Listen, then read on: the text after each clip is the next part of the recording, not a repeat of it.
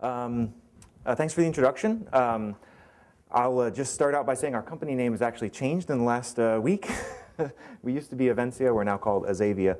But this is a presentation that is actually a joint presentation I was hoping to do with another person, Leanne Kruger-Branicki, who's the Executive Director of the Sustainable Business Network. She wasn't able to make it, but I'm going to present on behalf of both of us. I'm going to talk about a few different things. I actually changed my presentation a little bit as I've been here and have heard more about what folks are interested in. So I'm still going to talk about the project as a sort of case study, but I wanted to introduce a little bit about where I'm coming from and how this might be relevant for other folks looking at sustainability indicators. In particular, I'm really interested in how geographically specific indicators get operationalized. How do they get used as a way of making decisions in government, in businesses, in nonprofits, and other aspects of our lives?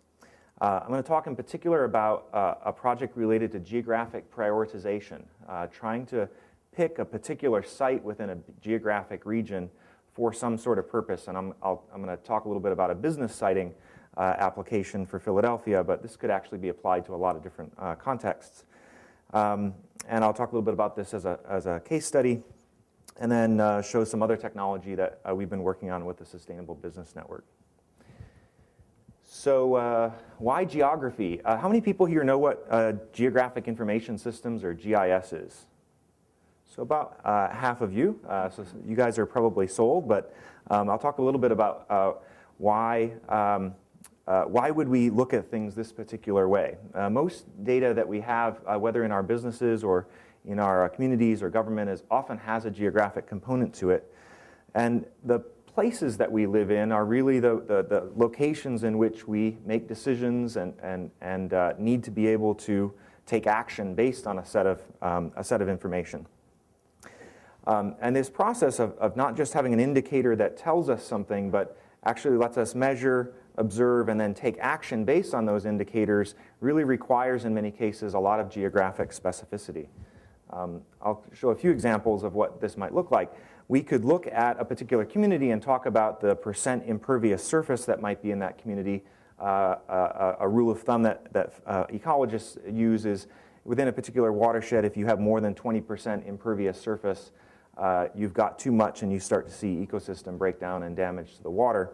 But that specificity of that impervious surface, the fact that it's at 20% or 21% or 19% doesn't really tell us all that much until we see it on a map and we can start to use it as a way to make decisions, either to mitigate that impervious surface impact or do other things. So here's an example of what a canopy cover looks like in a particular location. We're using the seamless map server that we have in that the USGS, U.S. Geological Survey, has. Here's an example of what impervious surface looks like. And as we get down to an actual property level, how impervious surface can help us, geographically specific information on impervious surface can help us make better decisions. This particular case, we're looking at a project in the city of Philadelphia that the Philadelphia Water Department is running. They're trying to change the way stormwater is billed for commercial stormwater or water users. The reason is currently a lot of billing that most water utilities do is based on how much water you use. You've got a water meter. It turns over as you use water. The fact is, though, for a lot of large urban areas, the cost that the water utility bears is often more on stormwater running into the sewers rather than the water that you use. And so if we're going to try to incentivize businesses in particular to change the way water runs off their properties, we need to be able to develop a pricing mechanism for incentivizing them to do so. Well, how would you do that if your meters are all measuring how much water you use? The biggest contributors of cost might be parking lots or malls and that sort of place, but they don't necessarily use a whole lot of water, so don't necessarily bear the cost. So the city of Philadelphia is changing the way they do this by measuring the geographic specificity of impervious surface, literally how many square feet or meters of parking lot and building you have, and then how much tree cover and other types of pervious surface you have, and altering people's water bills based on that. And they're phasing this in over a 5-year period. And the only way they could do this was to have very geographically specific data about and give people the information they would need to make better decisions. Now, this is already having an impact. They haven't even rolled out the system, but the perspective of $10,000 bills for a large mall or something for their stormwater has got people really both excited but also incentivized very actively to do something about it, potentially hold the water on site for a while, or maybe not lay down quite so much parking lot space, or break it up with pervious surface and so on. And it's already having a design impact. So that's just by way of introduction. Why do we look at geographic data? Why do we want it to be geographically specific? It helps us make better decisions. This is a map of real estate data from the Philadelphia region. We had many of the same kinds of real estate problems that other parts of the US and Canada had, but even within the city, how we were going to roll out policy varied a lot based on the types of neighborhoods and where this was impacting people. We had foreclosures, and you could look at the foreclosure rate for the city or the region. It doesn't really tell you much about what's actually going on the ground. The city and the region really needed to look at much more specific data down to the neighborhood level. What were the neighborhoods that were really being impacted by the housing crisis, and then design policy around that as appropriate. All right, so that's just by way of introduction. Why geography? I'm going to talk a little bit more about an economic development case study and a piece of software we've been building in order to help businesses make better decisions about where they're going to site their business. There are 4 different actors in this particular story. There's a group called the Sustainable Business Network of Greater Philadelphia. The William Penn Foundation has been providing funding for this. It's a regional philanthropic foundation. And NPower PA is a nonprofit in the region that provides IT services for nonprofit organizations, and our company, Avencia. The really important folks here are Sustainable Business Network of Greater Philadelphia. They were founded just after 2000 by a person named Judy Wicks. She ran a local restaurant and wanted to change the way that businesses ran themselves, in particular small, local, independent businesses, and in order to do so more sustainably. So she started this group. It became a national group. There are now several Sustainable Business Network organizations around North America, and they're all allied into a single a sort of network of networks called BALI, which Ms. Wicks also founded. But they're a fairly active organization. They've got several hundred businesses in the region, all of whom have some component of sustainability in terms of the way that they're run. By way of introduction, our firm is about 10 years old. We focus on building web and mobile applications in particular that use spatial data, geospatial data, in order to answer interesting questions. We're also just recently certified as a B Corporation. How many people know what a B Corporation is? A couple of folks? If you're interested in this, there's a North American nonprofit called B Labs, and you can find them at bcorporation.net. And what they do is they certify businesses of any size for the triple bottom line component to the way in which they're run. So, and they actually, they not only ask you, are you sustainable, they actually do a pretty rigorous survey of the whole business, look at how you're managed, what your operations look like, what your supply policies are, and so on, and then certify you or don't certify you. You have to get above a certain score. It's sort of like LEED certification in terms of buildings. In any case, they then require you to change your articles of incorporation to sort of embed the triple bottom line concept as part of the way, part of the sort of DNA, the bylaws of the way your corporation is run. They then are trying to lobby a number of different states, at least in the U.S., to change their incorporation laws to allow for this new type of corporation. So I'm not sure of the Canadian legal infrastructure, but in the U.S. we have a C corporation, which is sort of a generic C generic corporation. We have S corporations, which are designed for small businesses, LLCs and partnerships and so on. I'm sure there are similar sort of concepts here. The B corporation is one that promotes a broader social benefit than just the pursuit of profit. So anyway, Philadelphia in general, this is going to be mostly focused on that region. We're the 5th or 6th largest metro region in the U.S., depending on who you ask. In terms of economic output, we have the 9th largest economy in the world. I heard this a couple of years ago and I was stunned. About 5 million people in the region. And like many regions, we compete with other metropolitan regions to attract new businesses, to develop economically, and so on. The project set out to accomplish a few different things. One was to create some simple-to-use online tools that would enable businesses to more effectively grow and expand. And in doing so, to make better siting decisions, to be able to pick better locations, both to grow their business, but also incorporate some very geographically specific sustainability factors in terms of how they located and what sites they selected. We also wanted to try to raise awareness of sustainability and the geographic factors that go into that. The Sustainable Business Network wants to grow its membership. It's a member-based organization. And we wanted to do not just one tool, but do a series of pilots fairly rapidly with quick iterations and see what sorts of projects take off. So I'm going to talk about just one of those. As I mentioned earlier, what we're trying to do is help a business be able to say, where should I site my business? I'm going to open a second store. I'm going to open a new coffee shop. Where's the best place for that? And it's basically a geographic prioritization problem that's very common in the GIS world. If you've done that sort of GIS analysis. How many people are homeowners here? Fair number. How many people have rented? Probably everyone else.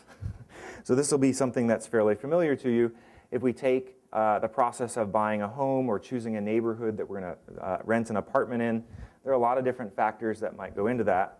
I might be interested in being close to downtown, a short walk from a grocery store, near some restaurants, close to a library, near a park, biking or walking distance from my job, perhaps biking distance from a fencing club. Who doesn't want to go fencing? You might have some very different concerns. You might want to be close to childcare for your kids, might really care about local school rankings and scores. You might be interested in the local farmers market, being close to a car share organization, or being near public transit.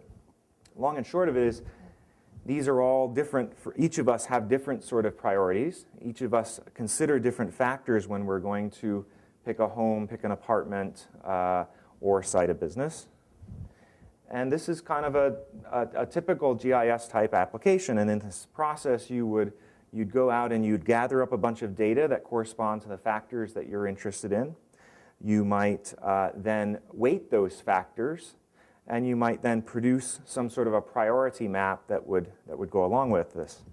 All of those factors would then be crushed together. But to do this, most people would need a GIS. They'd need a fair amount of professional experience. They'd need access to a lot of different data sets. And it's beyond the capacity of most folks. So what we set out to do was take something that was fairly complex, even on a desktop GIS, and make it really easy to use and make it available to the public on the web. So here's an example of what that might look like. This is in Asheville, North Carolina. It's a project called Priority Places. Asheville was not considering sustainability per se. They were just simply interested in attracting businesses and helping businesses pick great sites. But it works much the same way, and it gives you an introduction to the type of software we were trying to create in Philadelphia. In their particular case, they wanted to have things like zoning information, being close to an airport, being close to sewer infrastructure, near interstate ramps, and so on. There's a set of amenities over here on the left-hand side. So there's tax incentives, amenities, transportation, development density, and so on. And people can check these off. That turns into a set of slider bars that people can then adjust the slider bars, hit create priority map, and what comes out is a heat map. So here's an example of what that looks like. The red parts here are the things that are the hot locations, the places that best match what you're particularly interested in. The blue is as it gets colder.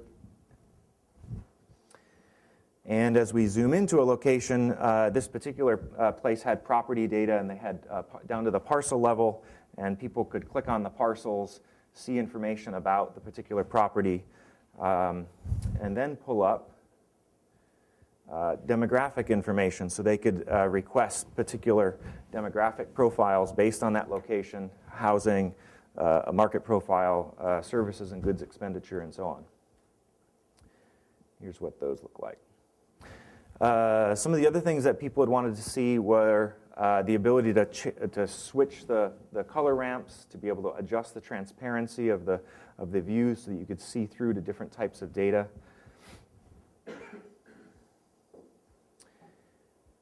And so on. So let me stop there. Before I go much further, are there questions that people would like to ask? I think there's a microphone that goes around. I'm just wondering how a tool like, first of all, I think that's a brilliant tool, and I would love to have something like that if I could ever afford to move into a house that would fit my entire family. But how does a tool like this affect property values? I would imagine that could lead to even exercises in gentrification and issues like that, and I'm just curious if that's been explored. That's a great question. There's actually more of a longer backstory to this, and some of those questions have been raised in some of the other projects that we've done around the country. The original version of what I'm going to show today for the sustainability component was done for housing, just as the example I gave. And we did it in Philadelphia, and we chose factors that many people consider when they go to pick a home. And we explicitly didn't choose some factors that maybe people consider, but we didn't really think it was right for them to consider. And so we made some deliberate decisions not to include certain kinds of information. People could probably go find that information if they wanted to. But there is a sort of, when we make data set selections, whether it's for an internal indicators project within a company, or it's for a regional community statistics program, and we're going to make decisions there, there is some sort of ethical component to what we choose, what we exclude, and so on. So I think those are important questions. When we implemented a similar economic development system internally as a prototype at the city of Philadelphia, they made the same kinds of decisions. They didn't make the same decisions we had as a private business, but there were certain factors that they wanted to incorporate, and there were certain factors they didn't want to incorporate. In Asheville, the city was particularly interested in pushing areas that were economically depressed, and so they made available factors that were related to vacant property, so that there was they didn't make that a decision factor, but they added these overlays that would enable someone to understand where there was available property and where it could be developed. So the application itself doesn't explicitly enable that per se. So every person that uses it sort of picks the factors they're interested in and weights them the way they want to.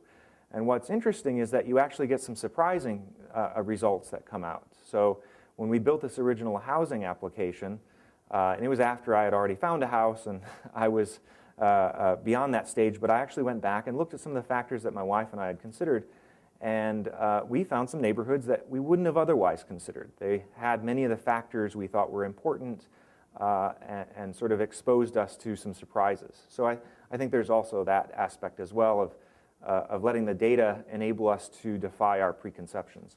In the previous example you just gave, was it ethical concerns that led to demographic information being separated from the geographic information? Because it would seem to me if you were citing a business, and obviously this could be used in a variety of ways, but you might say, the demographic that shops at my business tends to be, between 45 and 65, and they tend to have an income of such and such. And so I'm looking for an area that has these physical characteristics as well as this demographic. Right. You could also say, I don't want a neighborhood that's not mostly white, as a negative example of that. But I just wondered why the demographic information was separated completely from the geographic choice options. It's in that decision factor list, demographics were simply a grouping, and some demographics actually appeared in multiple groupings. So some people would consider things like educational attainment and size of the labor force and that sort of thing as demographics, so you'll find it in that. But there's also an education section that would refer to other education factors. So it was just, and in many cases, factors belong to multiple things, multiple categories. So it's just a way to break it up. The demographic factors I referred to earlier that were excluded when we had done some earlier work were specifically related to ethnicity. Yeah. So we included things like age. We included things like density of young people and school scores and a whole range of other things. We didn't include things like number of Hispanic people, number of white people, number of African Americans. So that we felt wasn't necessarily a factor that we wanted to contribute to people considering. Do people consider those things? They do. But we don't live in a colorblind society, but we didn't want to contribute to that. Hi there. My question is regarding well-being indicators. So we've heard about the 8 from a national perspective today, taking into consideration like time use and arts and education environment. Have you or the company that you're working for gone ahead and built this system, take into consideration some sort of a framework like that as well?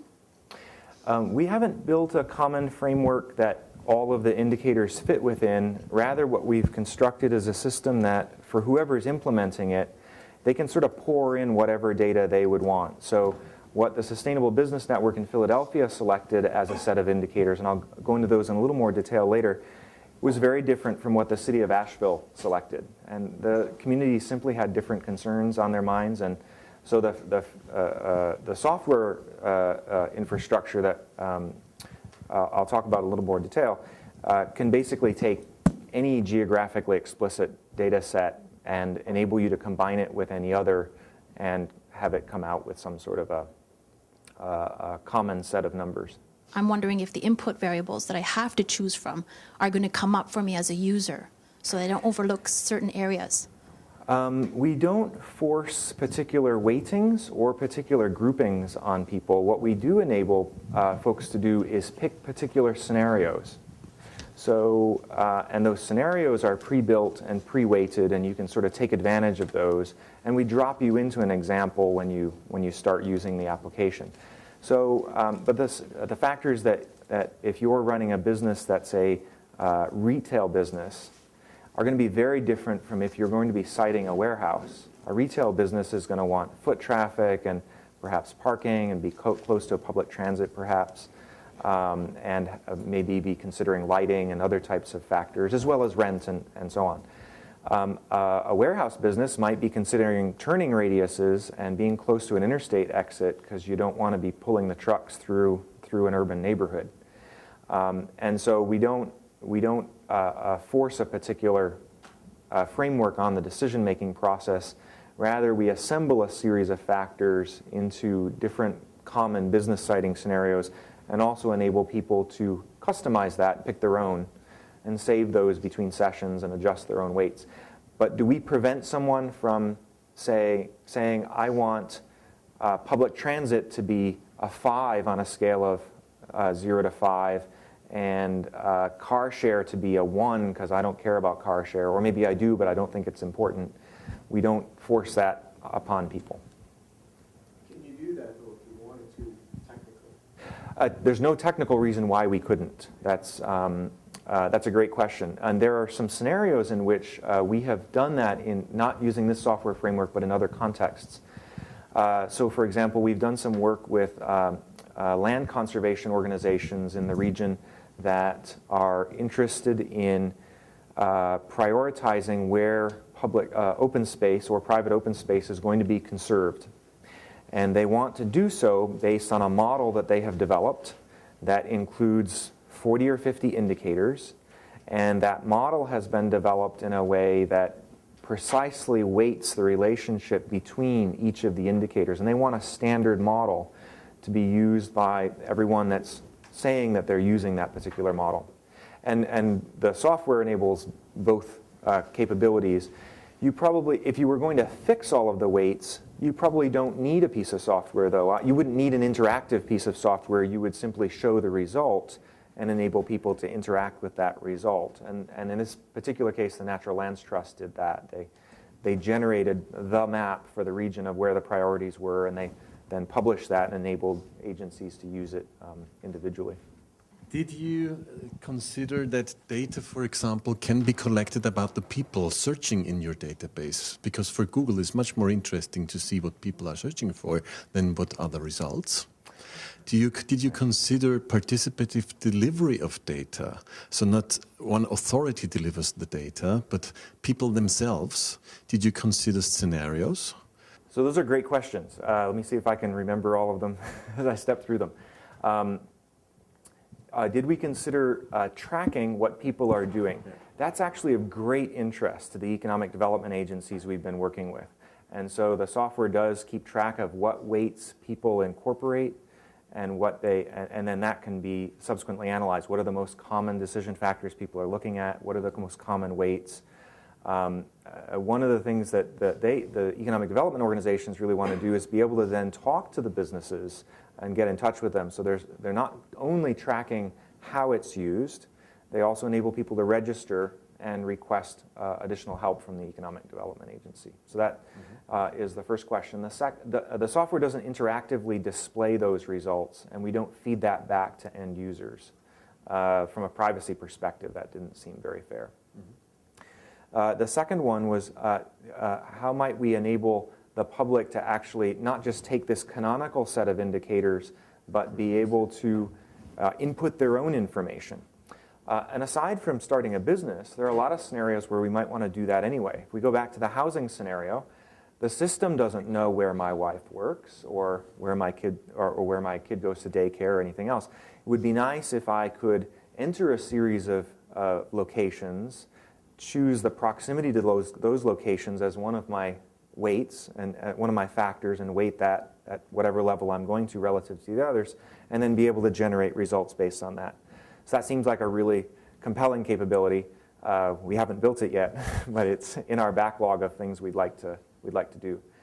There's no technical reason why it can't be done. It's just going to take some time.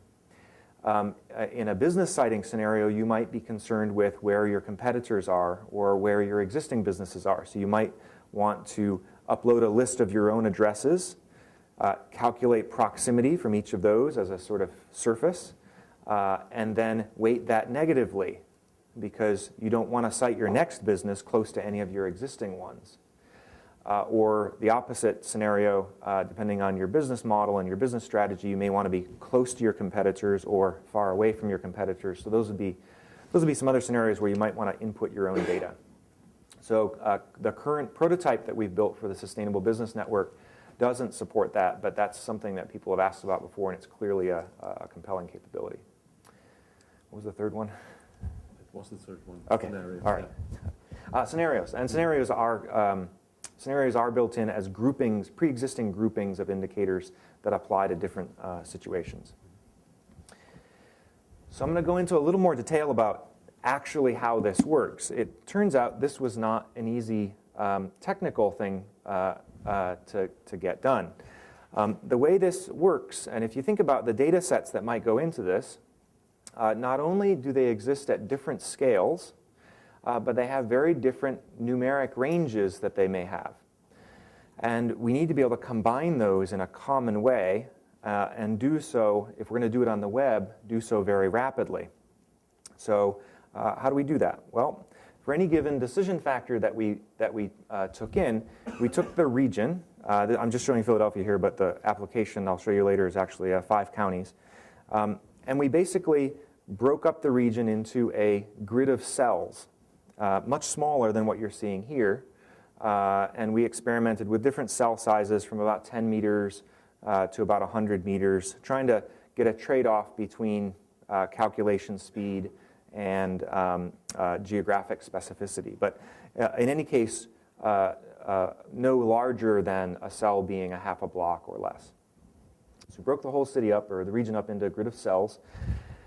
To each of those cells, a value gets applied. And these are basically what are called raster data sets. And a raster data set is one that's just like the photograph that comes off your digital camera. Every pixel basically has a value. And whereas your camera may have a color assigned to each pixel in the view that you have, here we're going to assign a numerical value that we may then later color, but behind the scenes there's basically a numeric value assigned to each of the cells. So in a given region you may have 1,000 by 1,000 cells, let's say, approximately 1 million cells.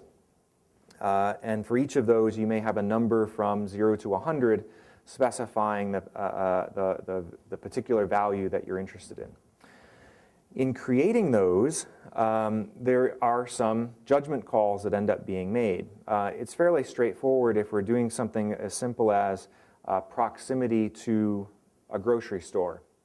We calculate out distance from the grocery store, either as the crow flies or along streets, and we assign the distance from the grocery store to every cell, and we figure out what the nearest grocery store distance numerical value is for each cell in the region.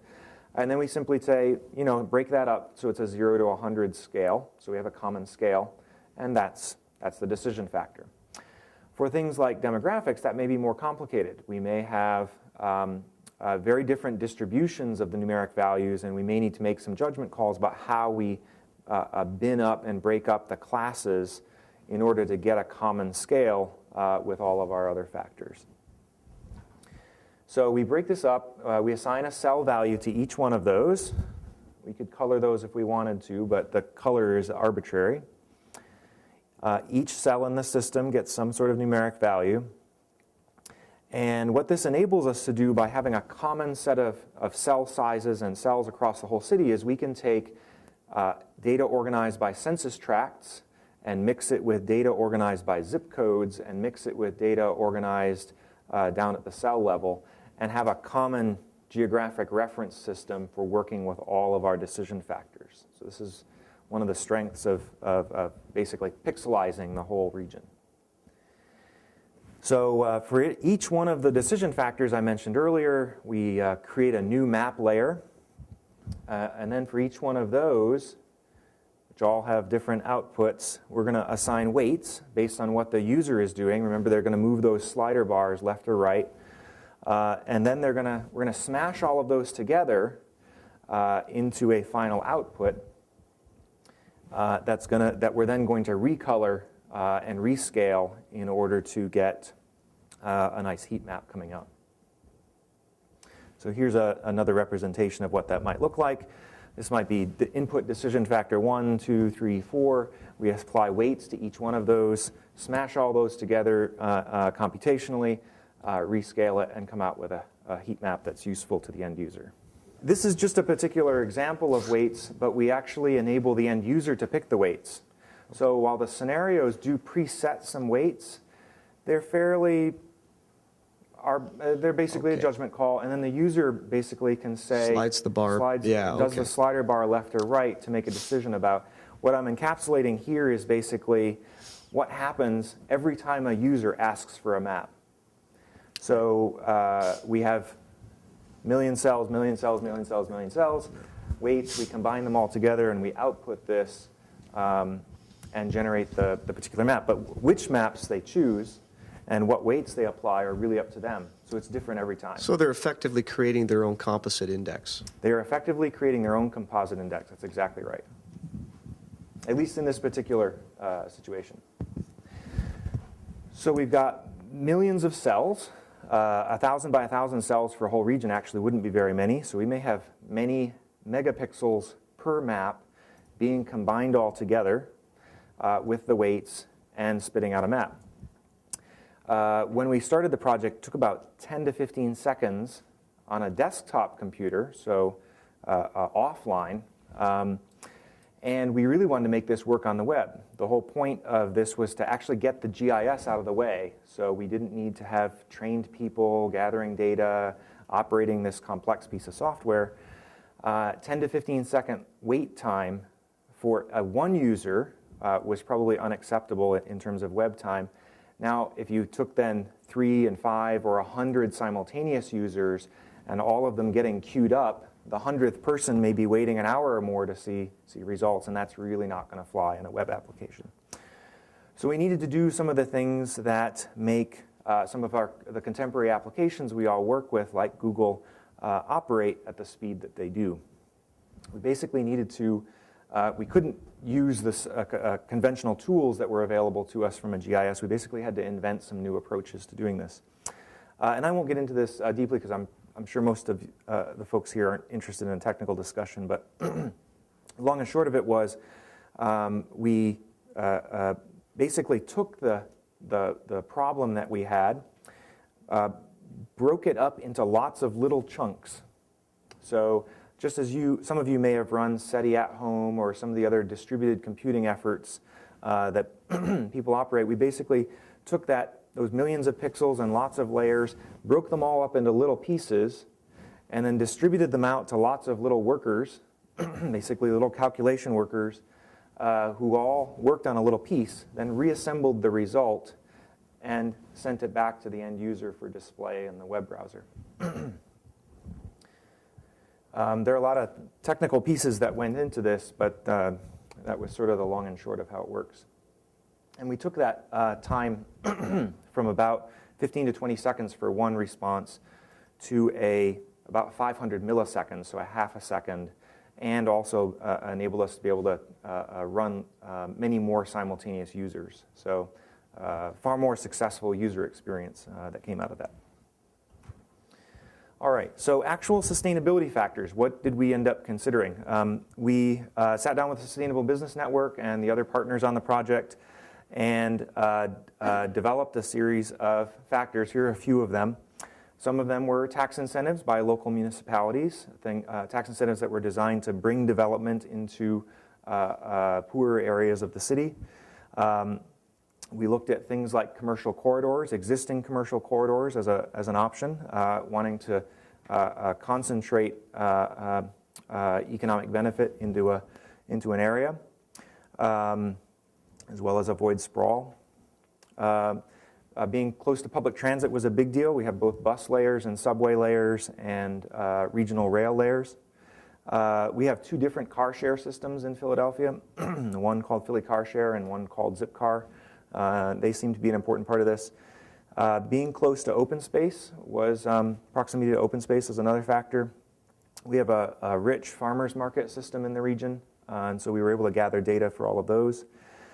We also incorporated street network density. Again, the idea being if we want to avoid sprawl and fragmentation of ecosystems, we really want to concentrate human settlement in smaller areas. And so being close to an existing dense street network would give you higher scores. We also looked at recycling participation. We didn't have good data outside the city of Philadelphia for this, but inside we did. And we also looked at walkability, how walkable was a particular location. And that was actually a map that was a composite of several others. So here's what this looks like.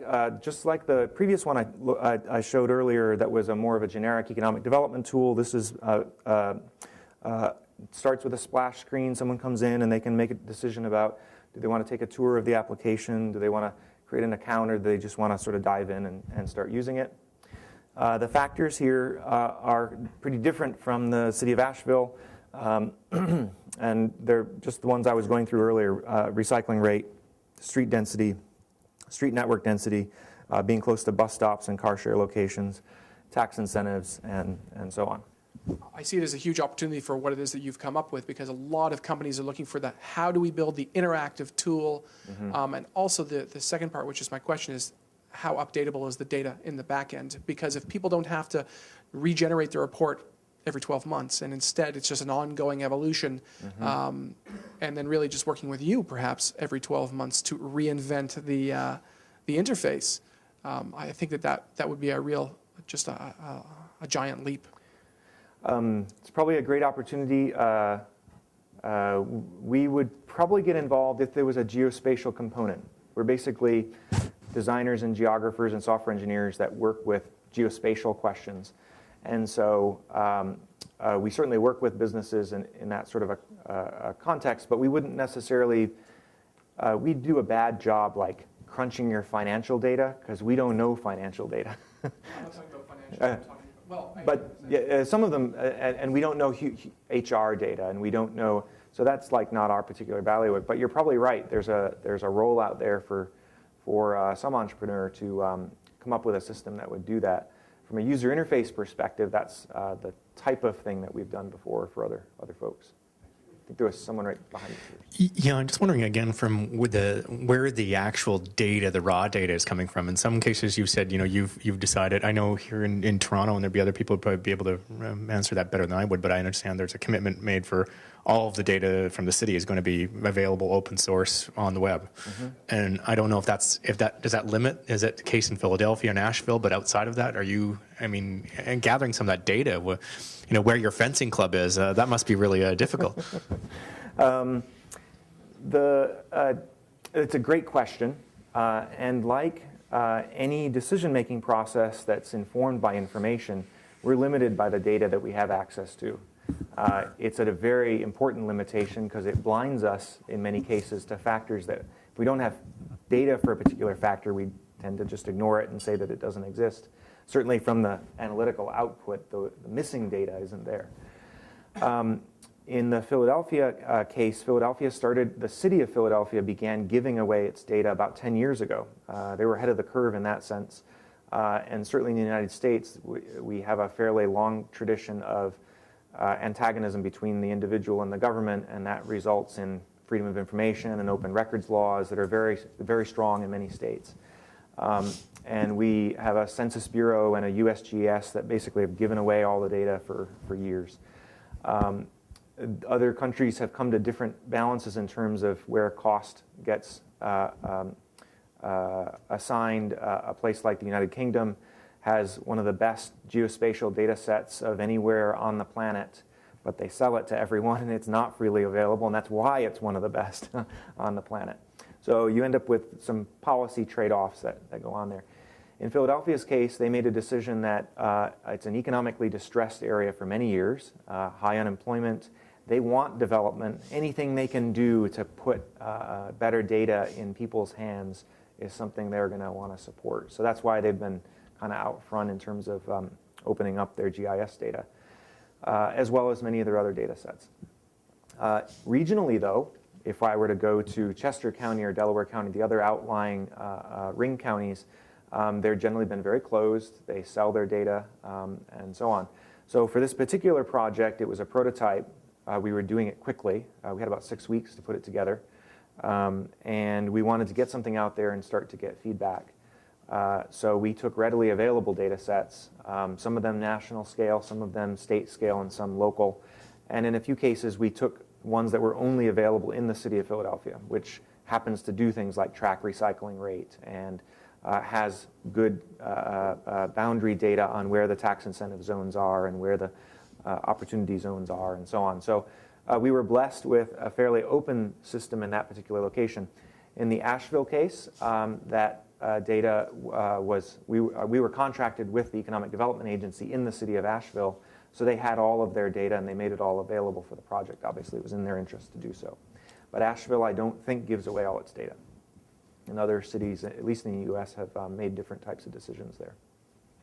Just to follow up to David's question, the City of Toronto does have an open data strategy that gives out free data. But the distinction should be made that giving out free data on the open data strategy is giving out raw data. Mm-hmm. That's very different than what we're moving towards, which is what you have here, which is an interactive packaged information that serves up information to the public. To me, those are two different things. Absolutely. Because the first one, it's basically a shape file or a GIS file with XY coordinates. The person on the street would not know what to do with that file. That's one type of audience.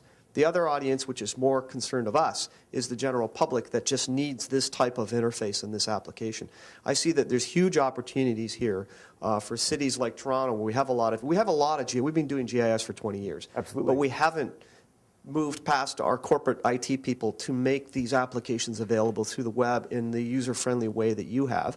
And what I'm asking, I guess my question is, I think that, is there a partnership model out there that a consultant company like yours could work with a city where the city folks have control over data and provide it to you? Do you see what I mean? If that were the outcome of my talk today, that would There be you wonderful, go. but that wasn't really the intent. Do you see what I mean? But that's where I think things should move, because you're going to have a lag time by providing data to you if you have to geocode it. It's a better model if a city organization provides a direct link to automated geocoding data on your server. We're the ones that look after the data. You guys are the ones that look after the interface. Does that make sense?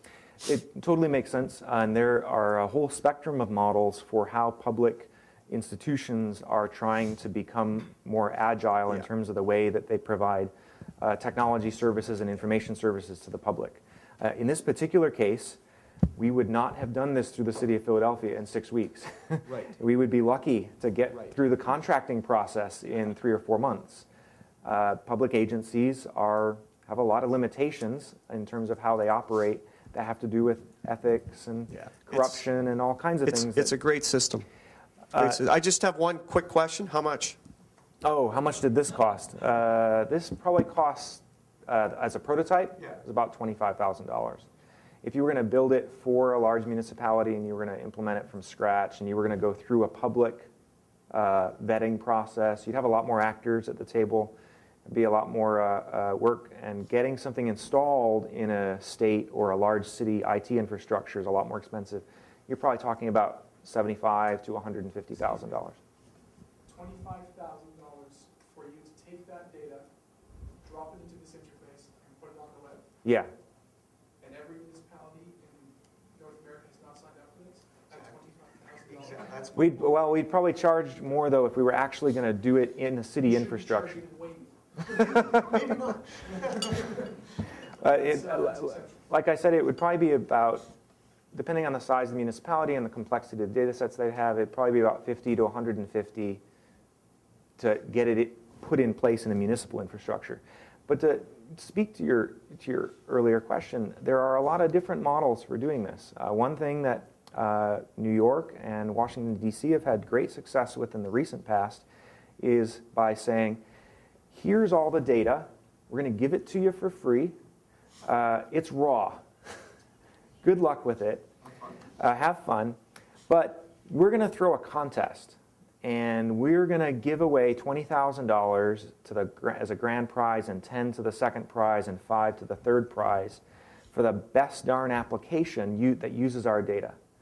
And for a grand total of $35,000, and the cost of running the contest, which might be a couple thousand, and some judges and so on, we're going to throw this contest and see what people come up with. No predetermined anything other than a simple set of rules. It'll start here, it'll end here, be a judging period. Maybe it'll be a most popular app thing. And these application challenges have really taken off. Washington, D.C. was the first one to do this as a municipality about a year and a half ago, maybe it was 2 years ago.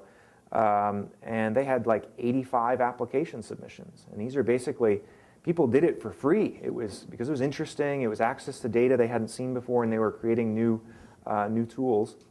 In some cases, it was a marketing stunt for a company. In other cases, it was a couple of buddies who got together and worked every weekend for a few weeks to crank out something creative and interesting. And that's been successful. New York just did one this past few months called the NYC Big Apps. And the UK and London have announced similar sort of both data releases and then some sort of a monetized contest, competitive structure that would enable people to, if they create something great, win some money. I know that, what's his name, Mr. Brown, the Prime Minister Brown has even suggested that this sort of approach could be adapted for bidding out projects, that people could bid by submitting prototypes and would get rewarded for doing it and so on.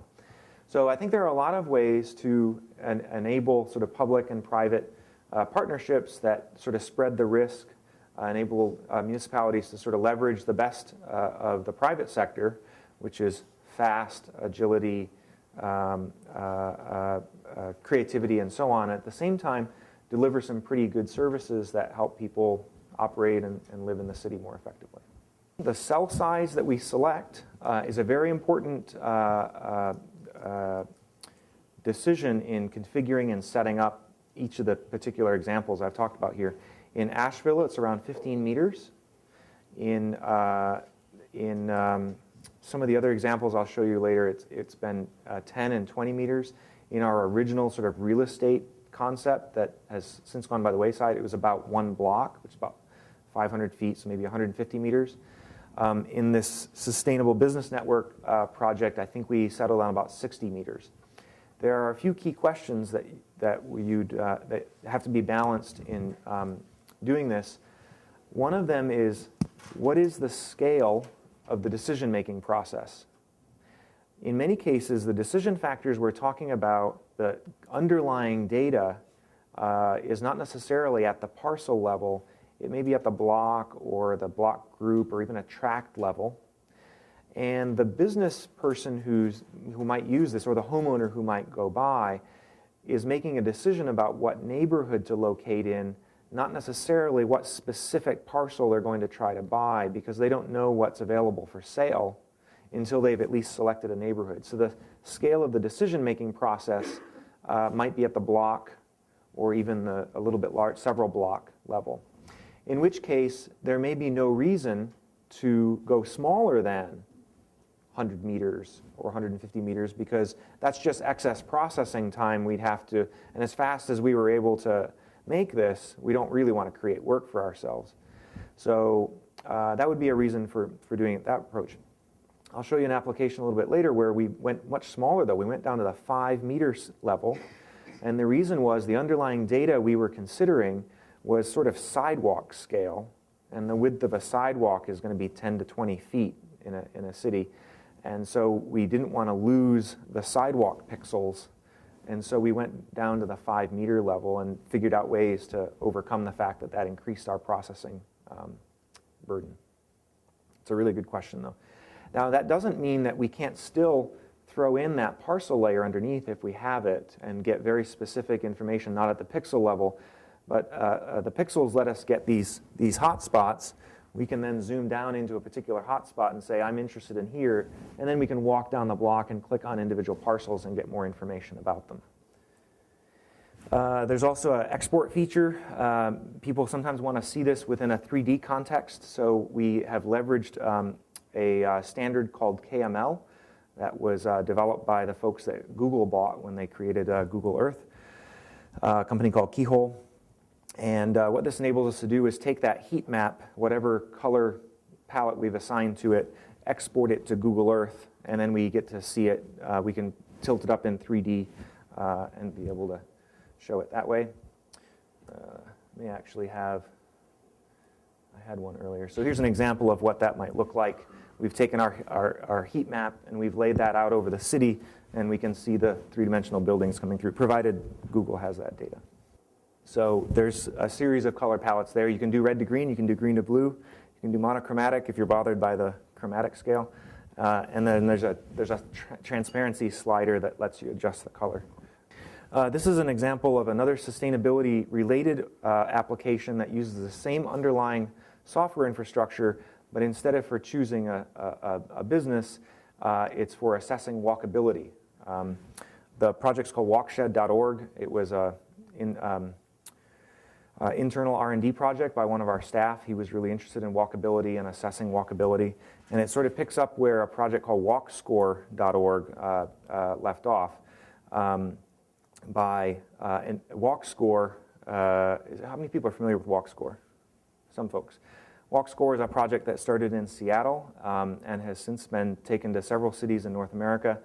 And they basically leverage the local search data on businesses that's in Google, and they take a similar approach of breaking up the city into cells, but they basically calculate how many assets, how many businesses and other local amenities are close to every cell.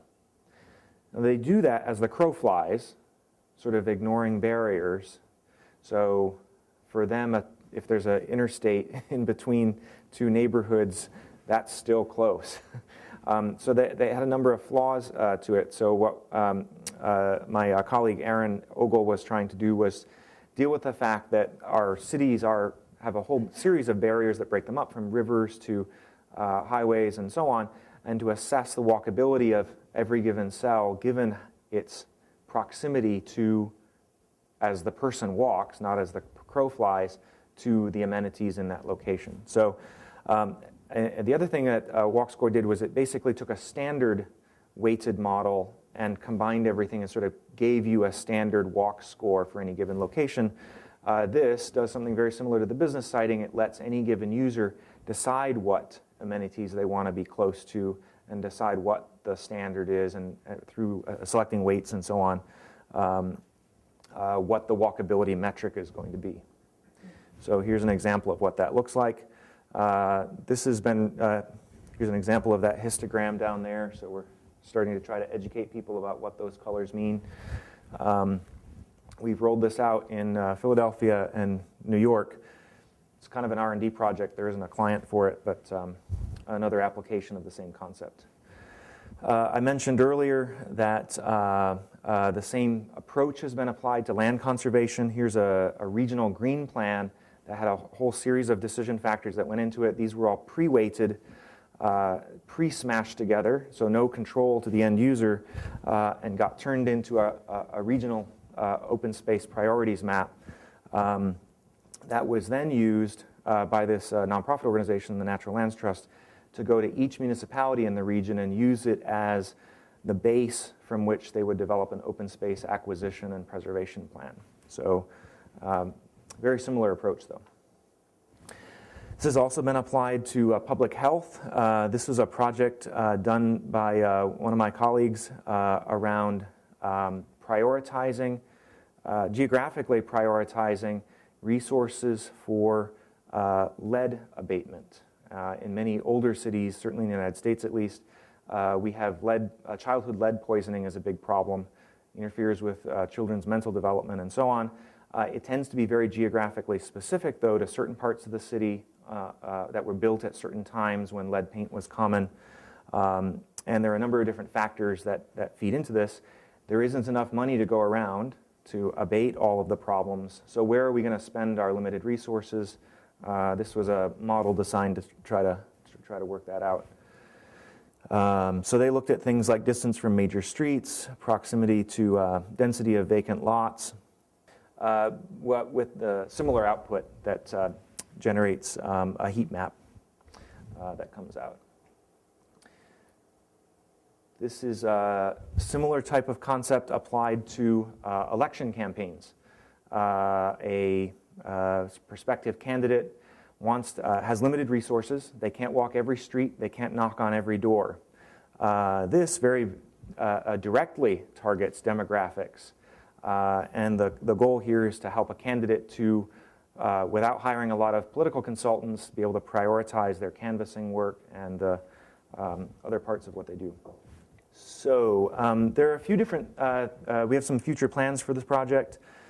Some of those include adding things like listings. So for an economic development application like this, where the business person may narrow down to a couple of neighborhoods they're interested in, they may get some demographic information, but at the end of the day, there's still a kind of so what component to this.